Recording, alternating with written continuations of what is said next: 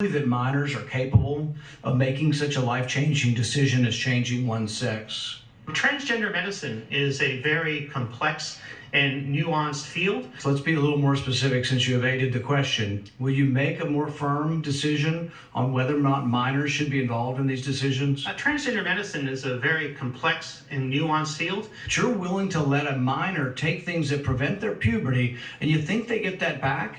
We should be outraged that someone's talking to a 3-year-old about changing their sex.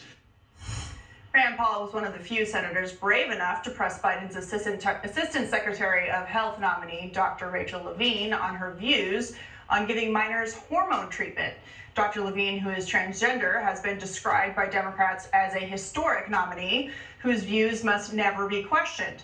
And their media lapdogs quickly stepped in to assist, attacking Senator Paul, who is also a doctor, and labeling him transphobic. This is nothing new, of course. It's the same tactic they always use to distract the American people and help Democrats rush their radical agenda. Here now, Dr. Deborah Soto, author of The End of Gender. Doctor, thank you so much for being on tonight. So I think it's really important to drill down on what Senator Paul was asking today. He was specifically referring to minors and the government's ability to overrule parental consent to change their gender or to prevent puberty. Thank you for having me. It's completely inappropriate for young children to be seeking transitioning, especially in the context of medical interventions. All of the research literature shows that the vast majority of children with gender dysphoria who identify more as the opposite sex than their birth sex will outgrow those feelings by puberty. So it is not appropriate. Even a social transition, so this is when a child just lives as the opposite sex, they might change their haircut, they may take on a new name, but they don't undergo medical interventions.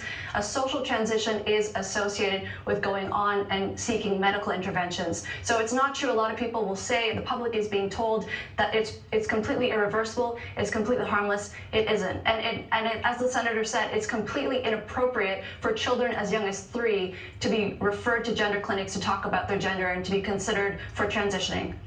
Well, he cited a lot of science in his questioning, and the alarming thing about that is that the media doesn't want to have any kind of conversation like we're having right now about the science behind why he's asking these questions about minors being told without parental consent that they can do these types of life-altering treatments or societal pressures and have the government back them up without parents being involved.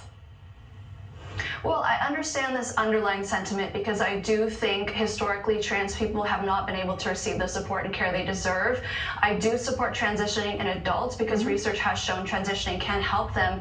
But for young children, it's completely anti-scientific. It's not in the end going to be what's best for them. And we are going to see an increase in the number of detransitioners. So these are people who transition to the opposite sex.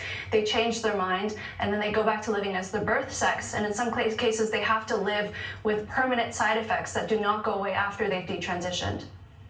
Yeah, I think that's the key here. I mean, the media took it out of context, called Senator Rand Paul transphobic for questioning the minor issue. He was not speaking about adults, and I think that's where we need more context in terms of having this conversation about where the science is. Doctor, thank you for joining us tonight. We appreciate it.